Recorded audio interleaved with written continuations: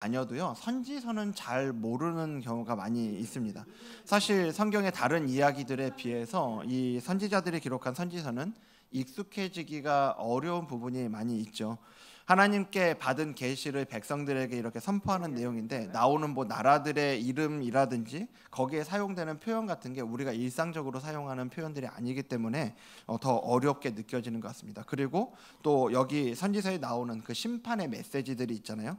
그렇게 막 잘 와닿지 않기도 하고 그래요. 그런 면에서 작년 특세 때 우리가 함께 봤던 그 요나서 같은 경우는 그런 일반적인 선지서에 비해서 조금은 특이하죠. 독특한 부분이 있습니다. 요나 선지자에게 하나님의 말씀이 임했는데요. 근데 그 다음에 이 말씀을 받아가지고 가서 전하는 게 아니라 오히려 그걸 가지고 니느웨 가서 전하기보다는 그거 하기 싫다고 자꾸만 얘기를 하네. 네, 한번 조치를 해주시면 감사하겠습니다. 이 말씀을 받아가지고 니느웨로 갔어야 되는데 오히려 정반대인 다시스로 도망을 가잖아요. 그 도망간 요나를 하나님이 끝까지 쫓아가시는 내용이 이 요나서죠. 이렇게 선지서도 잘 우리가 읽어보면 우리가 이렇게 생각하는 고정적으로 생각하는 선지자들의 모습하고는 거리가 있는 그런 이야기가 종종 등장을 하는데, 오늘 우리가 읽은 하박국도 사실은 좀 그렇습니다. 사실 하박국은요, 한국교회에서 가장 유명한 선지자 중에 한 명이거든요. 보통 뭘로 유명하냐면 여기 주일학교 나오신 분들은 한 번쯤 다 불러보셨을 그 찬양 있잖아요. 무화과 나뭇잎이 마르고 포도 열매가 없으며 외양간에 뭐 송아지 없어도 난 여호와로 즐거워하리, 난 여호와로 즐거워하리, 난 구원의 하나님을 인해 기뻐하리라. 제가 랩으로 좀 불렀습니다. 이 찬양 우리가 다 아는 찬양 아닙니까? 근데 문제가 뭐냐면요, 우리가 하박국에 대해서 이것만 안다는 거예요. 하박국 하면 이 찬양만 압니다. 도대체 이 찬양도, 이 찬양의 가사가 나오는 이 내용도 무슨 맥락에서 나온 건지, 진짜 무슨 의미를 담고 있는 건지를 우리가 잘 알기보다는 그냥 이 찬양만 아는 경우가 많죠. 또 제가 말씀 준비하면서 어떤 목사님 강의를 이렇게 듣는데요, 한국 사람들이 선지자 중에 이 하박국을 특히나 좋아한대요. 그래서 내가 모르는 특별한 이유가 있나 보다 하고 이렇게 듣고 있는데, 이름이 호박국을 연상시켜서 그렇다고 그런 얘기를 이렇게 하시더라고요. 마음으로 동의가 되지 않으셔도 여러분들이 하박국을 좀 친근하게 느끼시도록 제가 애를 쓰고 있는 걸 좀 알아주시면 감사하겠습니다. 그런데 사실 우리가 진짜 이 하박국을 자세히 들여다보면요, 우리가 기대했던 어떤 선지자의 전형적인 모습하고는 다른 모습을 이렇게 보여주고 있거든요.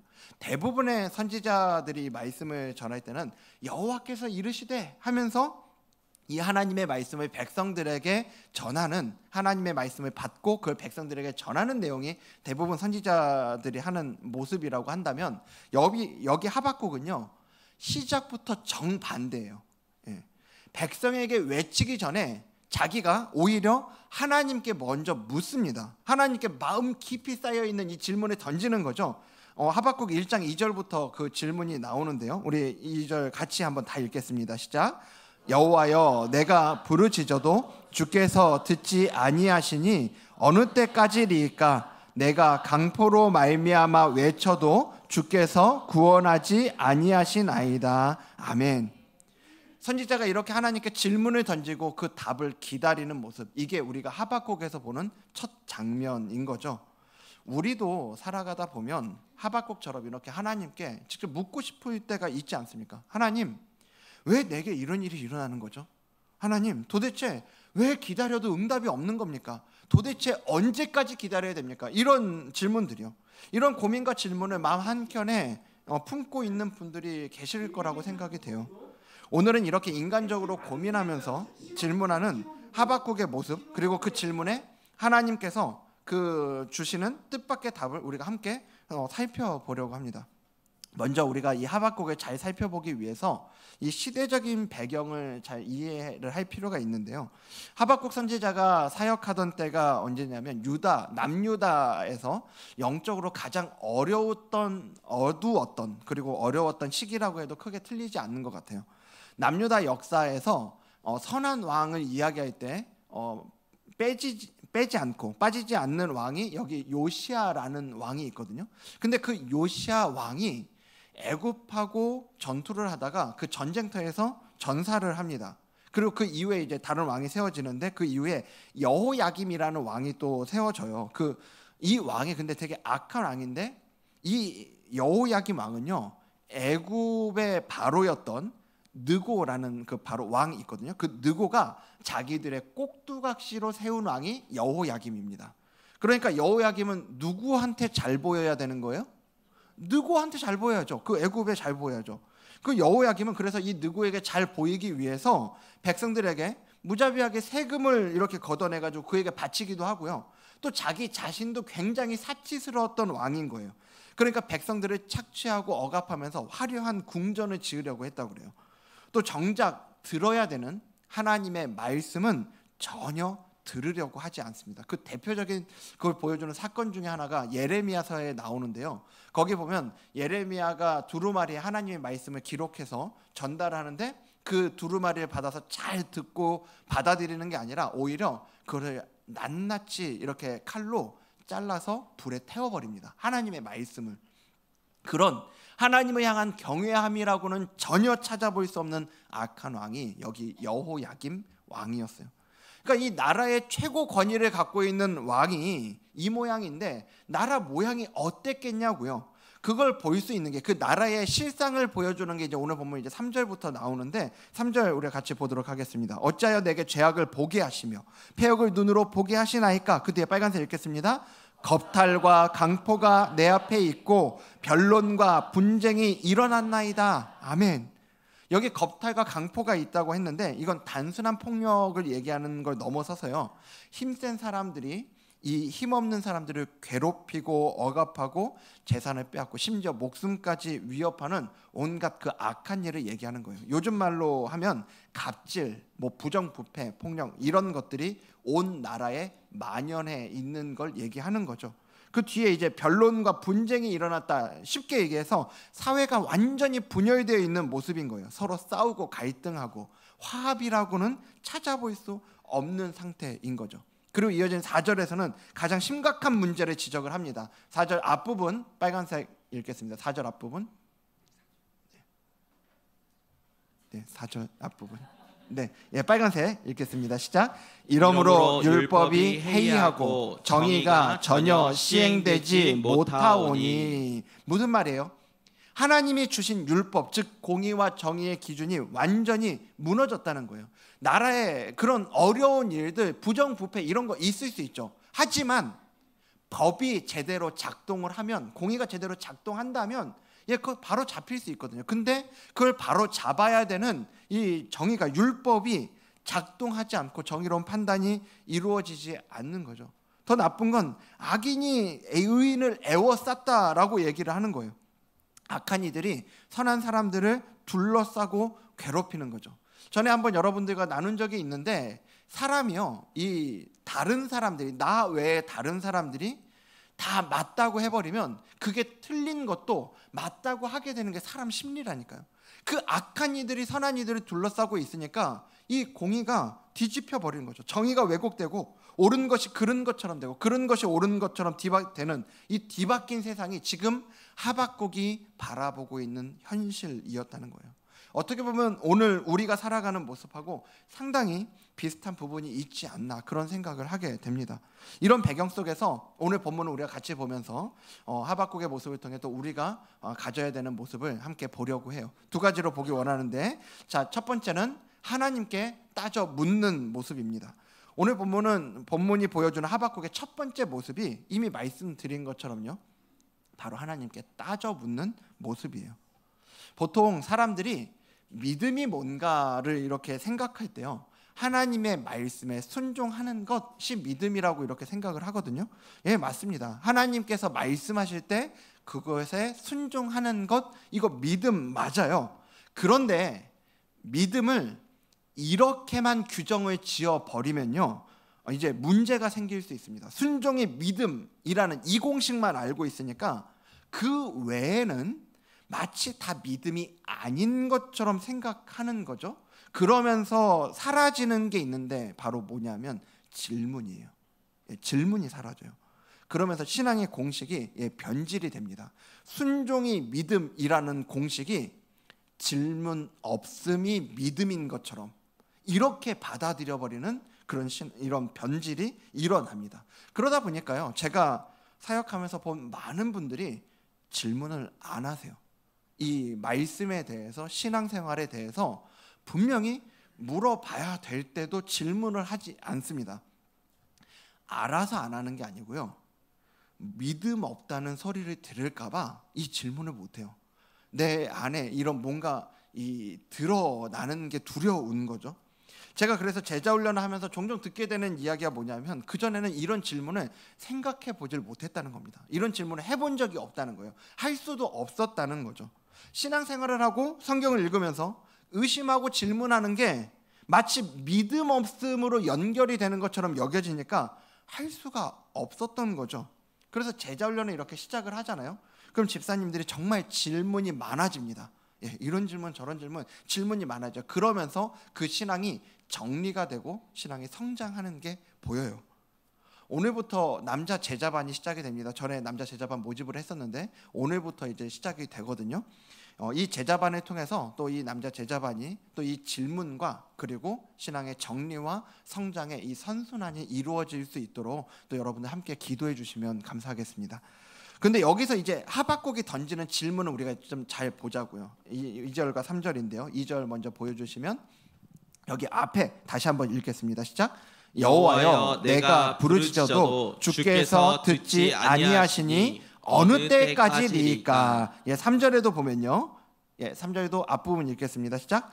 어찌하여 내게 죄악을 보게 하시며 패역을 눈으로 보게 하시나이까. 아멘. 지금 이게 오늘 하박국이 하나님께 따져 묻는 질문이에요.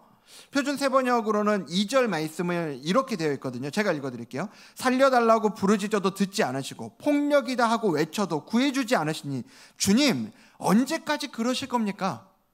실제로 성경의 표준 세번역에 이렇게 번역이 되어 있습니다. 여러분은 오늘 하박국의 이 질문이 어떻게 느껴지세요? 굉장히 고귀하고 세련된 질문처럼 느껴지세요? 아니, 하나님을 대면할 수 있는 선지자라면 하나님께 조금은 더 심오하고 그럴듯한 질문을 가지고 가야 되는 거 아니에요? 그런데 오늘 하박국이 하나님 앞에서 던진다는 질문이 뭐냐면, 하나님 언제까지입니까? 도대체 왜 내가 이런 걸 보고 이런 일을 겪어야 되는 겁니까? 어쩌면 선지자가 던질 만한 질문이라기보다는 하나님 앞에 그냥 징징대고 있는 것처럼 그런 느낌으로 이 질문이 느껴지지 않으세요? 그런데요, 우리가 그렇게 이 하박국의 질문을 본다라고 했을 때 중요한 건 뭐냐면, 하박국의 이런 질문이, 우리가 그렇게 충분히 느낄 법한 이 질문이 오늘 성경에 기록이 되어 있다는 거예요. 그리고 하나님이 이 질문에 대답을 하시더라고요. 여러분, 사실 이 하박국 잘 읽어보시면 총 3장으로 되어 있어요. 3장으로 되어 있는 중에 하박국의 기도와 찬양으로 되어 있는 3장을 뺀 1장, 2장의 내용은 전부 이 하박국의 질문 그리고 그에 대한 하나님의 대답으로 되어 있어요. 무슨 말이냐면, 하나님께서 오늘 이 하박국의 질문을 굉장히 중요하게 다루고 계신다는 얘기예요. 하나님, 저 더는 못 버티겠어요. 도대체 언제까지예요? 언제까지 저 이렇게 살아야 돼요? 이 질문이 하박국의 질문이면서 동시에 오늘 이 자리에 있는 저와 여러분의 질문은 아니에요. 어떤 대단한 인생의 비전과 철학과 어떤 그 본질을 묻는 것 이전에, 하나님, 도대체 제가 언제까지 이렇게 살아야 됩니까? 라는 이 질문이요. 어쩌면 하나님 앞에 이 질문을 수도 없이 던져보고 또 그렇게 자꾸만 하나님 앞에 이 질문을 던지고 있는 자기의 모습이, 내 마음이 조금은 부끄러워져서, 하나님 앞에 부끄러워져서 꼭꼭 숨기고 싶었던, 그래서 더 이상 하나님 앞에 따져 묻지도 않고 있는 그런 분들 이 자리에 계실 거라고 생각이 돼요. 근데 여러분, 오늘 주님은 하박국의 이 질문을 중요하게 여기세요. 우리 인생의 그 안타까운 우리의 신음과 같은 질문을 주님께서는 존중해 주고 계신다고요. 여러분이 혼자라고 느낄 때요, 이 자리에 앉아서 내 마음을 누가 알겠냐, 그런 마음을 갖고 있을 때도 하나님은 우리의 목소리를 귀 기울여 들으신다는 걸 믿으시길 바랍니다. 신앙에는요 분명히 순종이 필요해요. 근데 그 순종 이전에 내 마음의 질문을 하나님 앞에 솔직하게 내어놓는 그 용기요, 주님께 이 마음을 열고 솔직하게 질문할 때 그때 우리의 진짜 신앙이 시작되는 거예요. 덮어놓고는, 여러분, 덮어놓고 가는 건 믿음이 아닙니다. 혹시 여러분들 그렇게 알고 계시다면 완전히 잘못된 거예요. 덮어놓고 가는 건 믿음이 아니에요. 먼저 하나님께 용기를 갖고 따져 물으시길 바랍니다. 하나님의 응답을 들을 때까지요. 그게 있어야 돼요. 그 솔직함이, 그 용기가 하나님과 더 가까워지는, 그리고 하나님과의 진짜 관계를 시작하는 그 시작이 될 수 있다는 걸 기억하셔야 됩니다. 우리의 작은 질문을 소중히 여겨주시는 분이 우리 하나님이세요. 우리의 작은 탄식, 조용한 한숨, 그 눈물 속에 담긴 질문까지 하나님께서는 다 들으시고 절대로 가볍게 여기지 않으신다고요. 오늘 우리의 질문을, 우리의 모든 질문에 귀 기울여 주시는 우리 주님께 우리의 마음을 있는 그대로 꺼내 놓을 수 있는 저와 여러분 되기를 주님 이름으로 축복합니다. 두 번째는 뜻밖의 응답을 품는 거예요. 뜻밖의 응답을. 우리가 하나님께 드리는 기도와 질문에 항상 원하는 대로 예상한 방식으로 답이 돌아오면 얼마나 좋겠냐고요. 그런데 신앙생활 하다 보면 자주 하나님께서 전혀 다른 답을 주실 때가 있죠. 오늘 본문에서 하박국은 또 그런 경험을 하게 됩니다. 5절 말씀인데 여기 보면 여호와께서 이르시되, 여기 빨간색만 읽겠습니다. 너희는 여러 나라를 보고 또 보고 놀라고 또 놀랄지어다. 아멘. 아니 도대체 무슨 내용이길래 보고 또 보고 놀라고 또 놀랄 거라고 이렇게 말씀하시냐고요. 이어지는 6절부터의 내용을 보면요, 하나님께서 이제 유다를 심판하신다고 말씀을 하세요. 근데 유다를 심판하시는데 사납고 성급한 백성인 갈대아 사람을 일으키신다는 거예요. 유다 백성보다도 더 악한 그들, 그 갈대아 사람이 바로 나중에 유다를 멸망시키는 바벨론이거든요. 그러니까 이 바벨론을 통한 심판을 말씀하시는 건데요, 분명히 하박국이 하나님 도대체 언제까지입니까? 언제까지 제가 이런 꼴을 보고 있어야 됩니까? 이렇게 하나님 앞에 따져 묻기는 했는데, 제가 이렇게 말씀을 준비하면서요 생각해 보면 하박국이 그렇다고 해서 절대로 하나님이 이렇게까지 하시는 걸 기대한 건 아닐 거라고 생각이 돼요. 그는 아마도 그렇게 하나님께 따져 물으면서도 자기 백성, 이 유다 안에 하나님이 공의를 다시 세워주시고 이 악한 왕이 돌이키든지 아니면 악한 왕이 바뀌든지 뭐 이런 정도, 그래서 유다의 이 신앙이 회복되는 정도를 기대하고 하나님 앞에 따져 묻지 않았을까, 저는 그렇게 생각이 되더라고요. 그러니까 하박국이 오늘 하나님께 기대한 건 수술용 메스예요. 수술용 메스로 정교하게 정밀하게 고쳐주시는 하나님을 기대했을 건데, 그런데 문제는 하나님이 수술용 메스를 주시는 게 아니고 포크레인을 준비하셨다, 이렇게 지금 말씀하시는 거잖아요. 도저히 감당하기 어려운 이 심판의 메시지를 주고 계시는 거죠. 여러분 하박국이라면 어땠을 것 같으세요? 하나님, 이건 좀 해도 너무한 거 아닙니까? 뭐 이런 마음 들지 않겠습니까? 실제로 오늘 본문 뒤에 이어지는 그 내용을 보면 하박국이 그렇게 하나님 앞에 항변하는 그 내용이 나와요. 하나님이 내 인생에 전혀 내 계산하고는 다른 답을 주실 때 우리는 혼란스럽고 때로는 실망스럽기까지 해요. 지금까지 기도하고 힘써 왔는데 정작 하나님은 내가 예상한 방식이 아니고 오히려 더 힘든 길, 더 낮아지는 길, 한 번도 생각하지 못한 답을 그렇게 내미실 때가 있거든요. 여러분 중에 그 김재원 아나운서라고요, KBS에서 그 유명한 그 프로그램이 있습니다. 아침마당이라는 이 유명한 프로그램이 있는데 그것을 20년 동안 진행했던 그 아나운서가 있어요. 최근에 내려놨더라고요.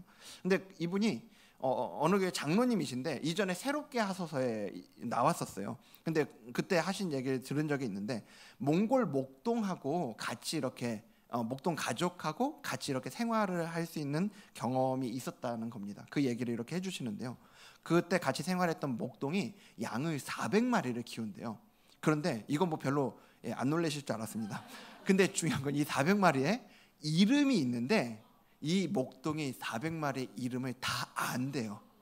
예. 우리가 보면 그 양이 그 양이잖아요. 예. 사람 이름 400명 외우는 것도 힘든 일일 건데 그 양 400마리의 이름을 다 안대요. 하나하나를. 예.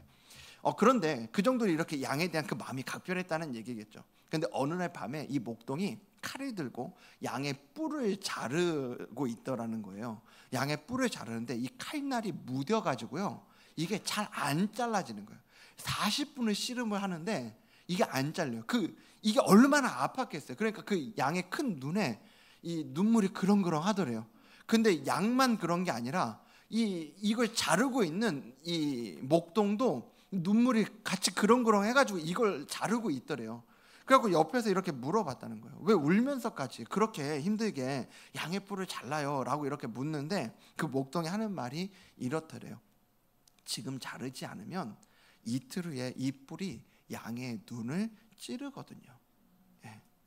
그러니까 양의 뿔이 그 눈을 찌르기 전에 그 뿔을 눈물로 자르는 시간이 바로 그날 밤이었던 거죠. 여러분, 양이 왜 도대체 지금 이 목동이, 이 주인이 자기 뿔을 이렇게 자르고 있는지 그거 알았겠냐고요. 그런 거 없어요. 그저 아프고 고통스러울 뿐이잖아요. 그거 말고는 없어요. 하지만 목동은 지금의 이 고통이 양을 살리는 길이라는 걸, 진짜 양을 살리는 길이라는 걸 아는 거죠. 여러분, 우리 인생에도 그런 시간들이 있어요. 하나님께서 내게 주시는 응답이 내가 원하는 것하고는 전혀 다를 때 마치 무딘 칼로 우리의 마음을 그렇게 도려내는 것 같이 아플 때가 있어요. 그러면 우리는 그런 마음이 듭니다. 하나님, 왜 이렇게까지 하세요? 아니, 차라리 저 좀 그냥 놔두시면 안 돼요? 그냥 못 들은 걸로 하세요. 그런 마음이요. 그런데 우리의 선한 목자가 되시는 우리 하나님은 아시는 거예요. 바로 지금이 눈물로 그 뿔을 자르는 시간이어야 된다라는 걸 아시는 거죠. 그래서 우리가 이해할 수 없어도, 우리가 울면서 막 항변을 해도요, 우리를 살리시기 위해서 눈물을 흘리면서 그 우리의 뿔을 자르시는 거죠. 그럴 때면요, 아니, 우리 도망치고 싶다고요. 주님, 이거 아니잖아요. 차라리 못 들은 거 해주세요. 그리고 실제로 하나님의 말씀을 못 들은 척하면서 하나님께 마음을 닫고 살아가 버릴 때가 있어요. 여러분, 그럼 오늘 하박국은 어땠을까요? 나는 수술용 메스를 기대했는데 포크레인을 준비하신 이 하나님의 응답에 하박국은 어땠을까요? 아까 하박국의 이름을 잠깐 말씀드리면서 이름이 호박국 연상한다 뭐 이런 얘기 했는데요. 실제로 이 하박국의 이름의 의미가 어떤 의미냐면 반찬하고는 아무 상관이 없고요. 예, 끌어안다, 씨름하다, 이런 의미를 갖고 있어요. 하박국의 이름이. 그래서 몇몇 학자들은 이 하박국이 그 이름대로 끌어안고 씨름한 선지자다라고 이렇게 봅니다. 그럼 뭐를 끌어안고 씨름했을까요? 먼저는 타락해서 하나님의 마음을 아프게 하고 있는 이 시대의 아픔을 끌어안았겠죠. 근데 거기서 멈춘 게 아니라 히브리어 성경을 라틴어로 번역한 제롬이라는 학자가 있거든요. 유명한 천재적인 학자인데 이 학자가 이 하박국에 대해서 이렇게 이야기를 해요. 하박국은 이 이해되지 않는 하나님의 응답도 끌어안고 씨름했을 거라고요. 저는 정말 동의가 됩니다. 하박국이 그렇게 씨름했을 거예요. 오늘 본문 1절을 보면 그게 더 좀 분명해지거든요. 하박국의 씨름이. 오늘 본문 1절 보면요. 1절 우리 전체 다시 한번 읽겠습니다. 시작. 선지자 하박국이 묵시로 받은 경고라. 이제 이 본문의 얘기들에 대해서 묵시로 받은 경고다라고 얘기하는데 여기 경고라는 단어가 히브리어로 마사라는 단어거든요. 근데 이게 이 마사라는 단어가 경고라는 의미만 갖고 있는 게 아니라 짐이라는 의미를 갖고 있대요. 예. 그럼 뭐가 짐이에요? 여기 무슨 경고라고요? 묵시로 받은 경고, 묵시로 받은 짐이라는 얘기겠죠. 그 앞에 있는 이 묵시라는 게 하자라는 단어인데 보다라는 의미를 갖고 있는 거예요. 비전, 우리가 이런 얘기할 때 묵시, 비전, 이 의미인 겁니다. 근데 여러분, 여기서 중요한 게 뭐냐면 이 묵시를 이야기할 때 묵시라고 하는 건 내가 보고 싶은 걸 보는 거겠습니까? 아니면 하나님이 보여주시는 걸 보는 거겠습니까? 하나님이 보여주시는 걸 보는 거잖아요. 아니, 내가 보고 싶은 것만 본다고 그러면, 내가 듣고 싶은 것만 듣는다고 그러면 그게 뭐가 짐이겠어요. 그런데 내가 보고 싶은 것만 보는 게 아니라 하나님이 보여주시니까, 하나님이 들려주시고 보여주시니까 억지로라도 그걸 보고 있어야 되는 것, 바로 그 자리, 그게 오늘 하박국이 짊어지고 있는 짐이라는 거예요. 여러분 혹시 짐을 짊어지는 거 좋아하는 분 계세요? 예, 아무도 안 계실 겁니다. 누구도 좋아하지 않아요. 이 짐이라는 단어 자체가 우리에게 주는 부정적인 이미지가 있잖아요. 어디서도 환영받기 힘든 단어예요. 우린 누구나 가볍고 쉬운 길, 괜찮은 소식, 원하는 답을 좋아합니다. 그런데 우리의 이 신앙생활이라는 건 때로 오늘 본문 하박국이 지금 보여주고 있는 것처럼 이 무거운 짐까지도 받아들여야 할 때가 있다는 거예요. 우리는 내 뜻하고 다른 그 짐은 짊어지고 싶어 하지 않고요. 그리고 그 짐을 짊어지지 않는 게 행복이라고 생각하고 살아갈 때가 있거든요. 근데 많은 분들이 아실 겁니다. 여러분, 진실은 그렇지 않죠. 이 짐을 우리가 마땅히 짊어져야 되는, 하나님이 우리에게 지어주시는 이 짐을 지고 가지 않는 인생은요, 잠깐은 짐을 짊어지지 않고 있기 때문에 너무 가볍고 홀가분하고 내 마음대로 할 수 있을 것 같아요. 하지만 여러분, 짐은 무게죠. 이 무게가 사라져버린 그 인생은 세상의 풍랑과 변화에 휘둘리고요, 정체성을 잃어버리고, 그리고 흔들리는 삶에 내몰리게 되는 게 진실입니다. 이 하나님이 보여주시는 것을 보고 하나님이 들려주시는 것을 듣는, 우리가 마땅히 하나님께서 지어주시는 이 짐을 짊어진 인생만 이 세상의 바람에 휩쓸려 살아가지 않고 우리가 정말로 살아가야 되는 그 생명과 능력의 길을 걸어갈 수 있다는 걸 기억하시기 바랍니다. 근데 여러분, 이 짐을 짊어진다는 거예요, 이게 단순하게 무거운 것을 견디는 것만 얘기하는 건 아닙니다. 하박국이 보여주는 이 모습을 보면 이 짐을 지면서도 끝까지 하나님과의 대화를 멈추지 않거든요. 다 이해되지는 않아도요, 계속해서 하나님께 묻고 또 묻는 이 과정 자체가 바로 이 믿음의 성장을 불러오는 거죠. 어쩌면 이 자리에 정말 너무 무거운 짐을 지고, 하나님, 이 짐 언제 내려놓을 수 있습니까? 저 지금 너무 벅찹니다 하시는 분들이요, 오늘 본문의 하박국도 그랬어요. 하지만 그는 도망치거나 체념하지 않았고요, 끝까지 하나님과 씨름하는 걸 멈추지 않았습니다. 우리도 목동처럼 울며 뿔을 자르는 하나님의 마음을 조금이나마 이해하고 양처럼 이해할 수 없는 이 고통 중에도 이 선한 목자를 신뢰하는 이 믿음이 오늘 주님 앞에 이 씨름을 해나갈 수 있게 되는 줄로 믿습니다. 어쩌면 우리가 믿음으로 자라가는 길이요, 하나님의 새로운 뜻을 경험하는 그 길은요, 내가 바라는 대답, 내가 원하는 대답만 듣는 게 아니라 그게 아니고요, 때로는 예기치 않는 하나님의 이 방향과 내가 다 이해할 수 없는 이 짐까지도 주님하고 그 짐을 짊어지게 하시는 주님과 함께 끌어안으며 묵묵히 꾸역꾸역 걷는 그 자리에 있다라는 걸 여러분, 우리가 기억해야 돼요.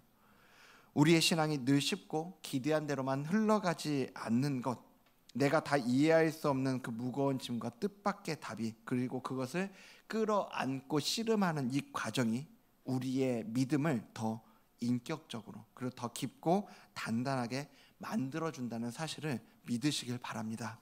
오늘 이 말씀 앞에 내 삶에 예상하지 못한 응답, 내 어깨 위에 그 무거운 짐, 이 모든 것을 우리 주님 앞에 정직하게 내놓고 주님 손 붙들고 함께 씨름하며 나아가는 저와 여러분 되기를 주님 이름으로 축복합니다. 말씀 마치겠습니다. 오늘 우리는 하박국이 하나님 앞에 던진 이 정직한 질문을 봤어요. 하나님, 언제까지죠? 도대체 왜 이런 일을 제가 겪어야 되는 거죠? 겉으로는 연약해 보여요. 불신앙처럼 보이는 이 질문들이요. 하지만 하나님은 절대 이걸 외면하지 않으셨어요. 오히려 이 물음에 귀 기울이시고, 그리고 뜻밖의 응답으로 그를 만나주고 계시는 하나님을 오늘 우리는 발견합니다. 우리의 삶도 그래요. 기도해도 응답이 없는 것 같고 오히려 더 무겁고 감당하기 힘든 답이 돌아올 때가 있거든요. 근데 여러분, 그때 그런 상황 가운데 우리가 겪는 아픔, 우리가 겪는 슬픔과 낙심과 절망과 상처를 주님은 아시는 거예요. 우리 그 순간에도 그 우리의 신음도 주님께서는 듣고 계시고요. 내가 다 이해되지 않고 내가 다 알 수 없는 우리의 삶을 분명한 건 우리의 주님의 뜻 가운데 이끌어가고 계시다는 걸 믿으시길 바랍니다.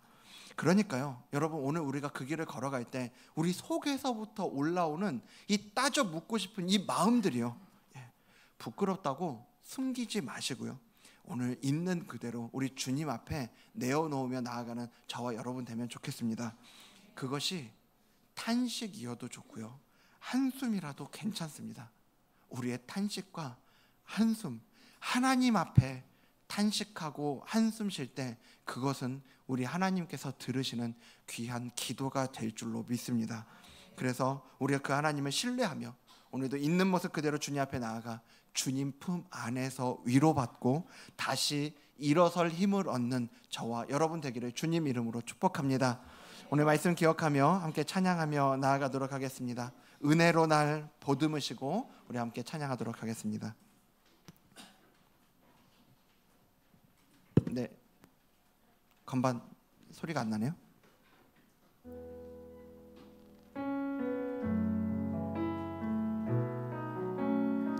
은혜로 날 보듬으시고 은혜로 날 보듬으시고 사랑으로 품어주셔도 사랑으로 품어주셔도 이런 은혜를 받아도 내 마음 한 자락도 지키지 못하는 내 마음 한 자락도 지키지 못하는 이 모습 부끄럽습니다. 이 모습 부끄럽습니다.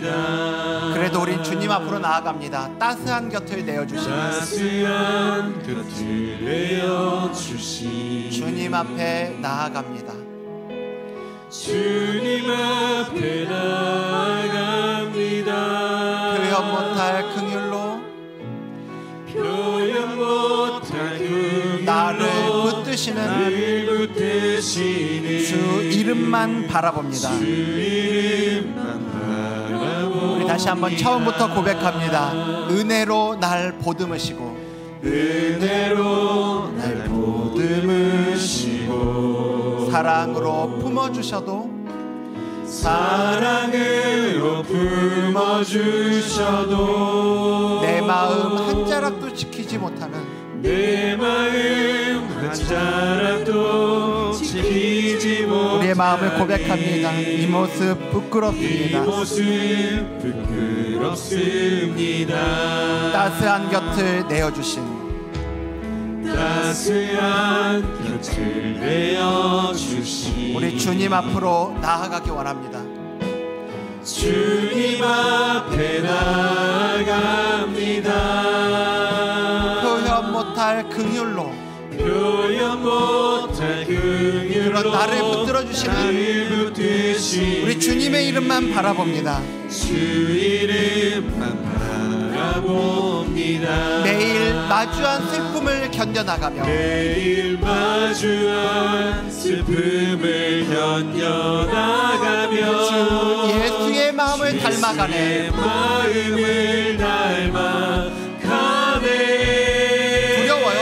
그 두려운 걸음마다 두려운 걸음 하지만 우리 주님 동행하십니다. 주가 동행하니 그 주님 의지하며 오늘을 걷습니다. 의지하며 오늘을 걷네. 주의 신실한 소망을 깊이 담으며 주의 신실한 소망을 깊이 담으며 이 과정 속에 예수의 풍요를 채워가네. 하나님의 자녀로 하나님의 자녀로 명예 지켜가며 깊어진 삶을 주게 되네. 매일 마주한 슬픔을 견뎌나가며 우리 다 함께 자리에서 일어나서 찬양하겠습니다. 을 견뎌나가며 주 예수의 마음을 닮아가네.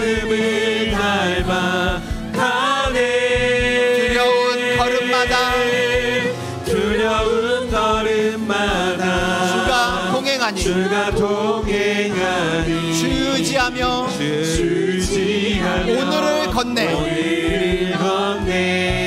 주의 신실한 소망을 깊이 담으며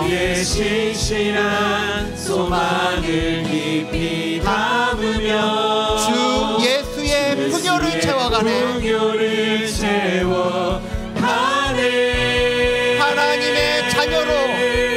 하나님의 자녀로 명예 지켜가며 깊어진 삶을 주께 드리.